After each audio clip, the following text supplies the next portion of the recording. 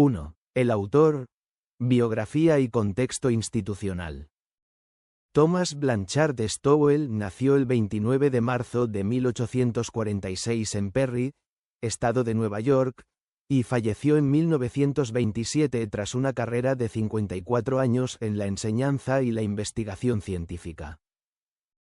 Se licenció en 1865 en el Genesee College, hoy integrado en la Universidad de Siracusa, donde obtuvo también el grado de maestro en artes en 1868 y el doctorado en 1881.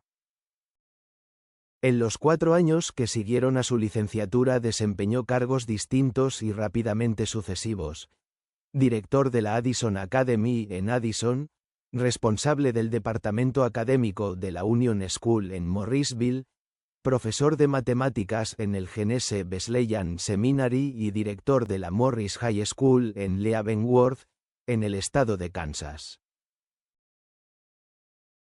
En 1869 encontró su sede estable al convertirse en titular de la Cátedra de Ciencias Naturales en el recién fundado Cortland State Normal School de Cortland, institución que hoy se conoce como Universidad Estatal de Nueva York en Cortland, donde permaneció 20 años.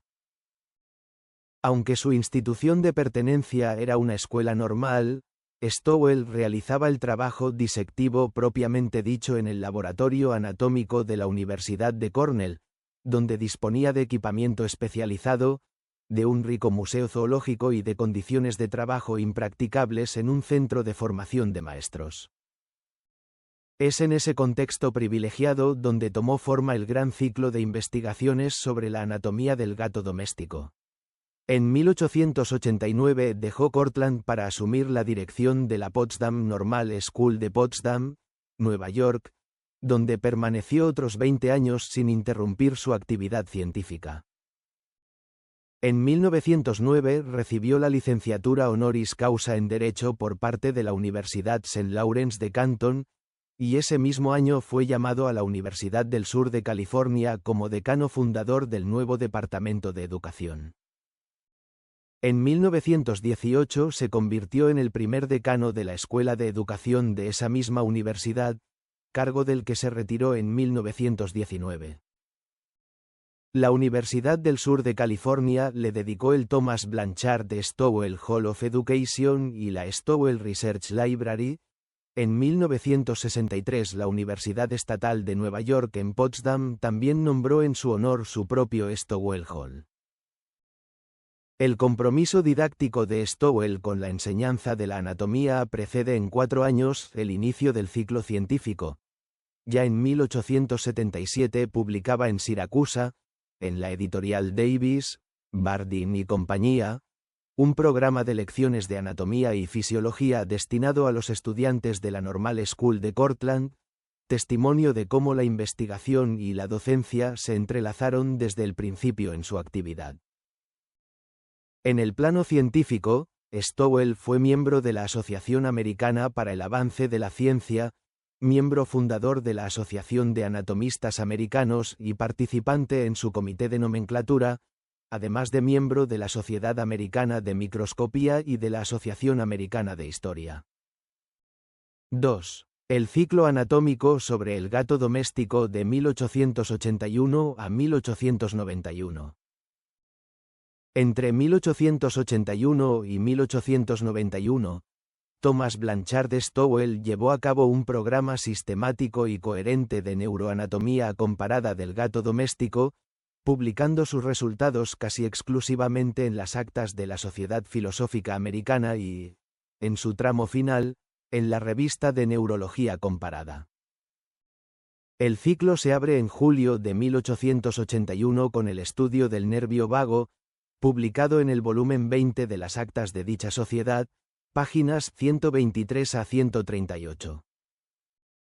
Prosigue en mayo de 1886 con el del nervio trigémino, volumen 23, páginas 459 a 478, y en noviembre del mismo año con el nervio facial, volumen 24, páginas 8 a 18. El año 1888 es el más productivo, Stowell publica un único trabajo dedicado al nervio glosofaríngeo, al nervio accesorio y al nervio hipogloso, presentado el 2 de marzo de ese año y publicado en el volumen 25 de las mismas actas, páginas 89 a 104.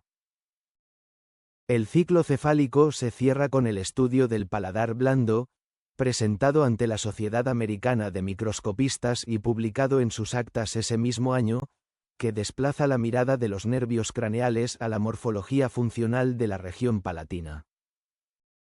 El programa, sin embargo, no se agota con el traslado a Potsdam en 1889. En 1891, ya desde su nueva sede, Stowell contribuye al primer volumen de la revista de neurología comparada con el estudio de los nervios lumbar, sacro y coxígeo, extendiendo la cartografía neuroanatómica felina a toda la región espinal caudal. El editor de esa revista era Charles Loring Eric, y entre los colaboradores del primer volumen figuraba también Bart Green Wilder, cuyo vínculo con Stowell era tanto científico como institucional, siendo ambos miembros fundadores de la Asociación de Anatomistas Americanos. La unidad del programa es declarada por el propio Stowell en una nota al ensayo de 1891, donde enumera en secuencia todos los trabajos anteriores como partes de una misma empresa de neurología comparada. Un aspecto bibliográficamente relevante es que cada contribución del programa felino tuvo una doble existencia, primero como artículo en las actas de la Sociedad Filosófica Americana o en la Revista de Neurología Comparada, y después como opúsculo independiente que circulaba de forma autónoma. El nervio vago, el trigémino, el facial y el trabajo sobre los tres nervios de 1888 aparecieron todos como extractos sin editor identificado en Filadelfia. Los nervios lumbar, sacro y coxígeo se publicaron como extracto en Cincinnati. El ensayo sobre el paladar blando fue publicado como opúsculo separado en Hartford, Connecticut, por la imprenta de Case, Lockwood y Brainard, en 1889, un año después de su presentación en las actas. Este último es el único del ciclo con editor claramente reconocido y datación cierta en su edición autónoma. Es probablemente gracias a esta doble forma de difusión, revista y opúsculo, que los trabajos de Stowell llegaron a lectores más allá de los suscriptores de las dos sociedades científicas, y que Reisard y Jennings podían citarlos tan fácilmente en su Anatomía del gato de 1901, manual de referencia estándar durante décadas. 3. La cuestión científica. De la neuroanatomía a la morfología comparada. El ciclo anatómico de Stowell obedece a una lógica científica progresiva que va de lo neurológico a lo morfológico funcional. Los trabajos anteriores del programa cartografiaban sistemáticamente los nervios craneales del gato doméstico en cuanto a estructuras con ramificaciones e implicaciones funcionales que excedían la descripción puramente topográfica. La elección del paladar blando como objeto del trabajo de clausura del ciclo cefálico no es casual. Esta estructura está directamente inervada por varios de los nervios ya estudiados, en particular el trigémino, el facial y el glosofaríngeo, de modo que el ensayo de 1888 funciona como síntesis integradora de las observaciones neuroanatómicas precedentes, trasladando la pregunta desde la estructura nerviosa a la estructura muscular y funcional que esos nervios gobiernan. La pregunta teórica que corona el ciclo es de considerable amplitud. Establecer la morfología y la homología del paladar blando en los mamíferos como premisa necesaria para comprender la filogénesis de la úvula, estructura exclusivamente humana en su forma desarrollada. Para responder a ella Stowell se apoya en la obra de Richard Owen. Anatomía y fisiología comparadas de los vertebrados, en 3 volúmenes publicados por Longmans, Green y compañía, trazando una panorámica del paladar blando a través de la clase de los mamíferos, desde el ornitorrinco, con su paladar grueso y trilobulado, a los marsupiales, a los quirópteros, al armadillo, a la jirafa, a los camélidos, y finalmente a los lemures y los monos, donde la úvula va apareciendo de manera gradual hasta aproximarse a las proporciones humanas. A esta revisión comparada se añade la observación directa sobre ejemplares disecados de gato doméstico, completada con el examen en el hombre, en 2 especies de monos, el Lagotrix humboldti de Jofrua, desprovisto de úvula, y el Cercosebo fuliginoso también de Jofrua, con úvula bien desarrollada, además del caballo, el buey, la oveja, el cerdo, el perro y el gato. 4. El método. Disección, preparación y terminología. Una de las características metodológicas más relevantes que comparten todos los trabajos del ciclo es el cuidado con que Stowell describe las técnicas de preparación de las muestras. El procedimiento prevé la inyección del sistema arterial con una masa de almidón, seguida de la hemisección de la cabeza y, en una segunda preparación, de la transección cefálica inmediatamente caudal al arco cigomático. La precisión con que se indican los planos de corte, especificando las distancias en milímetros respecto a puntos anatómicos de referencia como el proceso clinoideo o la placa ósea de la hoz del cerebro, da testimonio de una familiaridad de alto nivel con las técnicas microanatómicas, posibilitada por el trabajo en el laboratorio de la Universidad de Cornell. El autor emplea una terminología espacial de derivación geométrica y direccional, como mesad, caudad, cefalad, laterad, entad y ectad, propia de la escuela anatómica norteamericana de finales del siglo XIX, influida por la formalización terminológica promovida por Bart Green Wilder y Simon Heinrich Gage en su Tecnología Anatómica de 1886. La continuidad metodológica con los trabajos anteriores del ciclo es evidente. Las mismas técnicas disectivas, la misma terminología y el mismo esquema expositivo con las categorías de origen, inserción, relaciones, acción, vascularización e inervación recorren todos los trabajos del programa felino.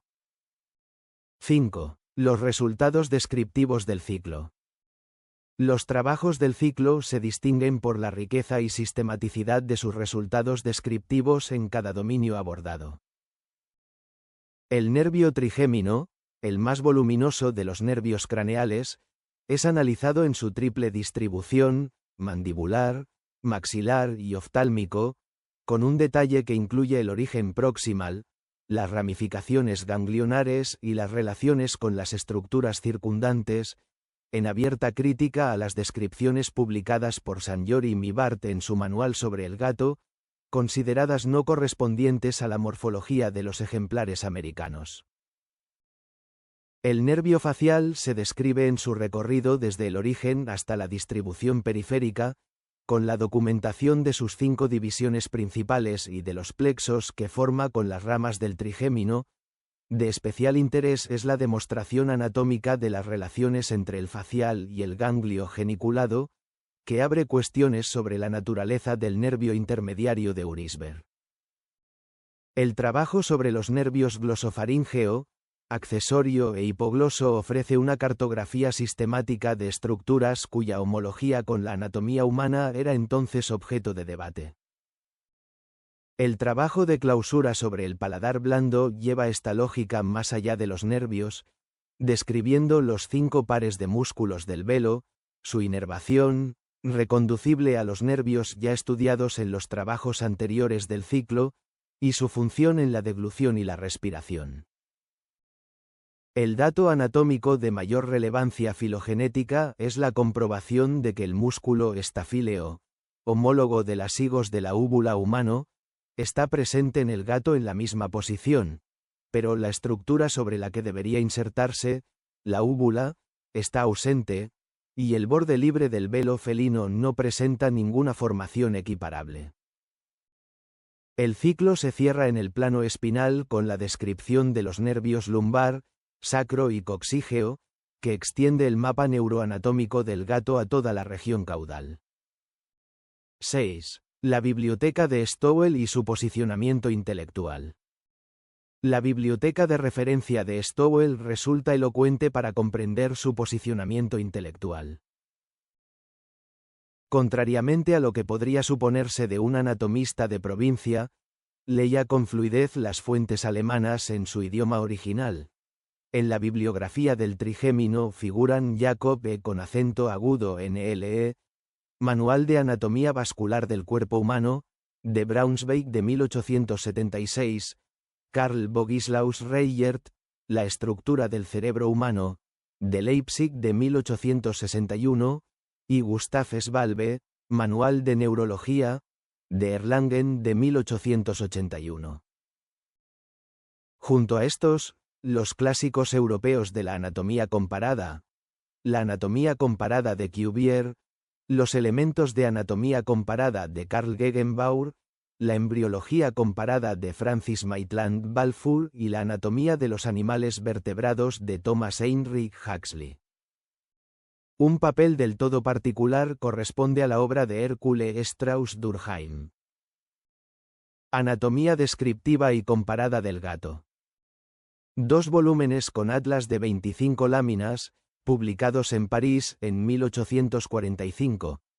Este monumental tratado sobre la anatomía del gato, citado explícitamente tanto en el trigémino como en el facial, constituye el verdadero referente morfológico de base de todo el programa, la gran síntesis respecto a la cual los trabajos de Stowell se definen como profundizaciones de la neuroanatomía que Strauss-Durkheim no había tratado con análogo detalle.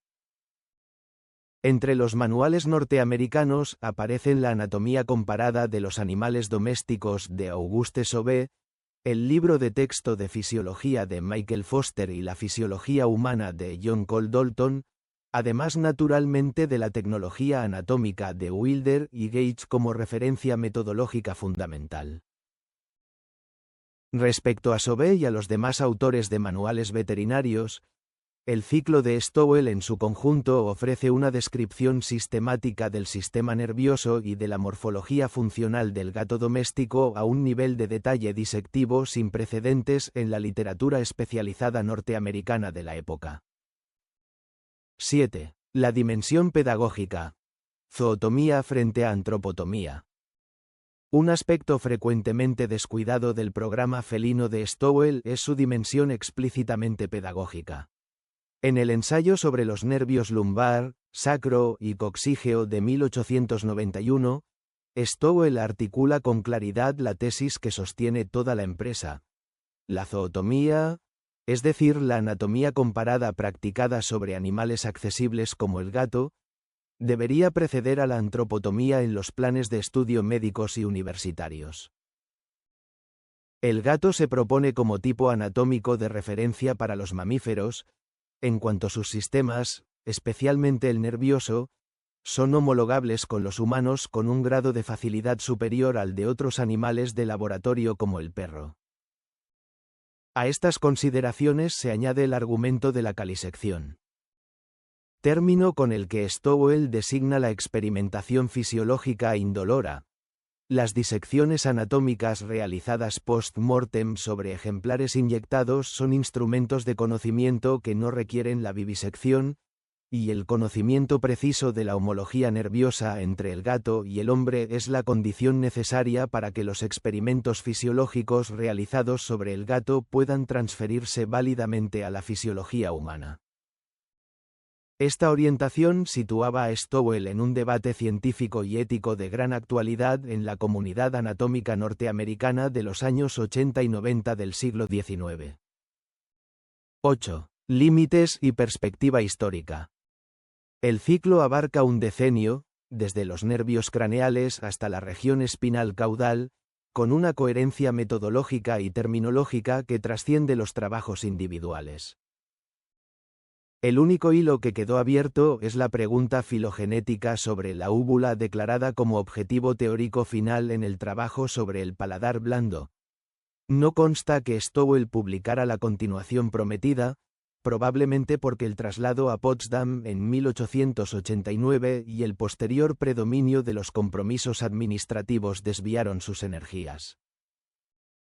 Este aspecto queda como un fragmento inconcluso, pero no menoscaba el valor del conjunto, que refleja con precisión el método, las ambiciones y los resultados de la anatomía comparada norteamericana de finales del siglo XIX, en el momento en que esta disciplina buscaba construir una identidad científica propia y autónoma respecto a los modelos europeos. La trayectoria global de Stowell, científico formado en provincia pero capaz de producir investigaciones de nivel internacional gracias al acceso al laboratorio de la Universidad de Cornell, y luego decano fundador de una de las mayores universidades americanas, es en sí misma un testimonio elocuente de las posibilidades y los recorridos del mundo intelectual norteamericano en la era progresista.